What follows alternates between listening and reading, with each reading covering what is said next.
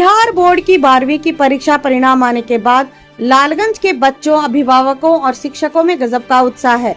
वजह है कि लालगंज के छात्र छात्राओं ने इस परीक्षा में अपना परचम लहराया है। New commerce classes coaching institute के स्टूडेंट जलालपुर गांव निवासी पवन कुमार सिंह की बेटी प्रेरणा कुमारी ने कॉमर्स में 444 अंक यानी 88.8% लाकर प्रखंड में प्रथम स्थान पाई है। वहीं पुरखौली गांव निवासी सोहन मिश्रा की बेटी सपना मिश्रा ने 436 अंक यानी 87.2% लाकर मान बढ़ाया है। इसके साथ इन दोनों ने सबका नाम रोशन किया है। लालगंज क्षेत्र के छोटे से गांव खरौना की संगीता मिश्रा कॉमर्स पढ़ाती हैं। इनके बच्चों ने इंटर परीक्षा में शानदार प्रदर्शन किया है। New commerce coaching centre Kharauna की दो बच्चों ने 88.8 एवं 87.2% अंक प्राप्त कर अपनी प्रतिभा का लोहा मनवाया है। वैसे इस बार इनके संस्थान ने 40 बच्चे परीक्षा में शामिल हुए, जिसमें से 38 बच्चे 70% अंक लाकर अपने परिवार के साथ साथ न्यू कॉमर्स क्लासेस का नाम रोशन किया है। इंटर का रिजल्ट आया है, कैसा मार्क्स है, कहाँ से पढ़ाई की थी, क्या नाम है? मेरा नाम सपना मिश्रा है। मेरे पिताजी का नाम सोहन कुमार मिश्रा है। मेरा नंबर 436 आया है। मैम के पास से पढ़ते थे हम, न्यू कॉमर्स क्लास से, संगीता मैम से। कैसे पढ़ाई की है? पढ़ाई मैम बहुत ज़्यादा सपोर्ट करती थी। जहाँ भी थोड़ा सा भी अगर दिक्कत आता था तो मैम बताती थी अच्छे से। फिर ऑनलाइन भी पढ़े थे। मेरा भाई भी बहुत ज़्यादा सपोर्ट करता था। भाई भी मैम के पास से ही पढ़ के पास किया था, उसका भी अच्छा नंबर आया था। तो भाई भी बहुत सपोर्ट करता था। मैम भी बहुत ज़्यादा सपोर्ट करके बताती थी जहाँ पे भी प्रॉब्लम होता था वहाँ पे। क्या सहयोग कैसा मिलता था? मम्मी पापा भी बहुत ज़्यादा सपोर्ट करते थे। मम्मी मेरी बहुत ज़्यादा सपोर्ट करती थी। आगे क्या बनना चाहती हो? आगे मैम के जैसा बस टीचर बनना। और बच्चों को क्या कहिएगा? और बच्चों को बोलेंगे कि मेरे से भी ज़्यादा मेहनत कीजिए, बहुत अच्छा नंबर लाइए, अपने मम्मी पापा का नाम रोशन कीजिए। कॉमर्स लेने का उद्देश्य क्या हुआ? लोग साइंस की तरफ भागता है, आर्ट्स की तरफ भागता है, आप क्यों कॉमर्स की ओर भागी हैं?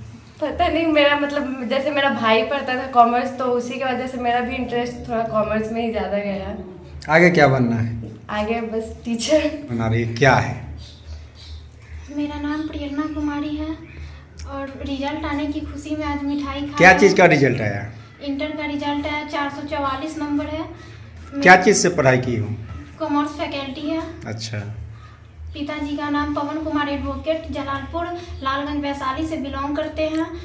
हमारे मैम का नाम संगीता मिश्रा हुआ, जिन्होंने बहुत अच्छा से पढ़ाया। एक एक चीज़ को इतना तोड़ कर पढ़ाते थे कि बच्चा किसी भी क्वेश्चन के आंसर स्वयं दे पाते थे। और उसी प्रकार से हमने एग्जाम में लिखे भी और 450 घर का, परिवार का सहयोग कैसा रहता था पढ़ाई के लेकर? बहुत अच्छा था। हमारे पिताजी पैरालिसिस ग्रसित है, फिर भी कोर्ट जाते थे, भैया उनको लेके जाते थे और पैसा में कभी दिक्कत नहीं होने देते थे। आगे क्या करना बनना चाहती हो? आगे बिजनेस में बनना चाहता हूँ। तो पढ़ाई करके बिजनेस के ओर जा रही है, लोग सरकारी नौकरी की ओर भागते हैं, तुम बिजनेस की ओर, क्या कारण है? मेरा बचपन से ही रुचि है कि हम बिजनेस करें। पढ़ाई जो कोचिंग करती थी, इसके अलावा घर पे कैसे पढ़ाई करती थी? क्या क्या माध्यम था पढ़ने? मेरा पढ़ने का कोई टाइम नहीं था। जब मन करता था तब पढ़ते थे और बहुत लगन से पढ़ते थे। इतना नंबर लाने के लिए कितना टाइम लगता था पढ़ाई करने के लिए? लगभग 6-7 घंटा पढ़ लेते थे। अभी खासकर यूट्यूब से भी लोग सहारा लेते हैं। हाँ, वो भी पढ़ते थे। एजुकेशन बाबा चैनल से कॉमर्स पढ़ते थे और हिंदी का पढ़ाई साइंस संग्रहानु सर से पढ़ते थे और इंग्लिश कृष्णा सर से पढ़ते थे। उनको कहेंगे कि बहुत मेहनत कीजिए, आगे बिहार टॉपर में अपना नाम लाइए। कॉमर्स से पढ़े हुए हैं और कॉमर्स मतलब महाराष्ट्र बोर्ड से हम बीकॉम किए। फिर यहाँ पे आने के बाद हम नॉर्मली पर्टिकुलरली जगह पे सेट हो गए गांव में, और उसके बाद फैमिली बैकग्राउंड से जुड़े हुए थे तो अपना फैमिली भी लेके चलते हैं। तो पढ़ाई का कोई यूटिलाइजेशन नहीं था हमारे यहाँ गांव में रहने के कारण। लेकिन गुड लक कहिए चाहे से जो कहिए, मेरे हस्बैंड एजुकेशनल सेक्टर से थे, अपना नर्सिंग होम था, मेरे डॉक्टर हैं हस्बैंड भी। तो हम पर्सनली हम लोग डिस्कस की इस बात को कि भाई पढ़ाई है, कुछ इसका यूटिलाइज होना चाहिए। ये हमारा फर्स्ट डिलीवरी की इशू होने के बाद 2 साल का हमारा बड़ा लड़का था, तभी की बात है। तो हम बराबर प्रेशर की कुछ हमको काम चाहिए, क्योंकि हमको नॉर्मली सब नहीं। तो पढ़ाने का जो स्टार्टअप हुआ मेरा वहीं पे हुआ। तो फ्रेंडशिप में बात थी कि इनके फ्रेंड का एक दोस्त था, वो 2 साल से उसको क्रॉस लग रहा था अकाउंट्स में। तो उस बेस से आया तो बोले कि क्या तुम पढ़ा लोगी? बोले हाँ पढ़ा क्यों नहीं लेंगे। हम पढ़ाए, बच्चा भी मेहनत किया अच्छे से, हम भी पढ़ाए और वो बच्चा फर्स्ट कर गया। और वो इतना इंस्पायरिंग कर गया कि आप पढ़ाइए, रिलेशनशिप में तो आप पढ़ाइए मैम, कैसे भी करके पढ़ाइए।